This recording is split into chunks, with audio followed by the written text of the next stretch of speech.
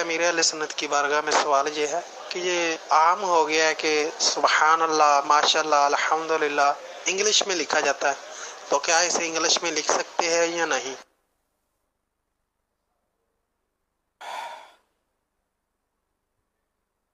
اب بعض صورتوں میں تو یہ کہ جیسے کہ ہے نا، بہتر تو یہی ہے کہ عربی میں لکھا جائے، کہ بعض صورتوں میں اجازت بھی ہے کہ جیسے کہ اب وہ ایک تو عرف ہو گیا لکھنے کا، دوسرا اگلے کو آتا نہیں ہے اور پڑھنے والے کو پتا ہے کہ یہی لکھا جا رہا ہے نا، اس طرح گنجائش ہے کچھ.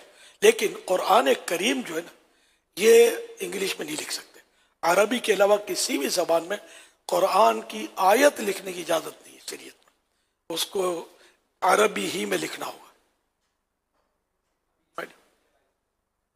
یہ جو کلمات ہیں ماشاء اللہ، سبحان اللہ، الحمدللہ، اس سے تو ہمارے علماء نے منع فرمایا کہ اس کو رومن کے اندر نہ لکھیں.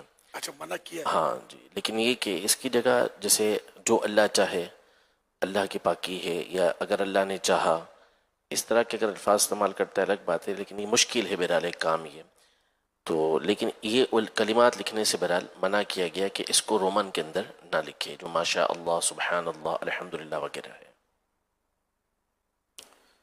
السلام علیکم. جی، اس کا بھی یہی فرمایا گیا ہے. صلو علی الحبیب صلی صلی اللہ اللہ علیہ تعالی علی محمد.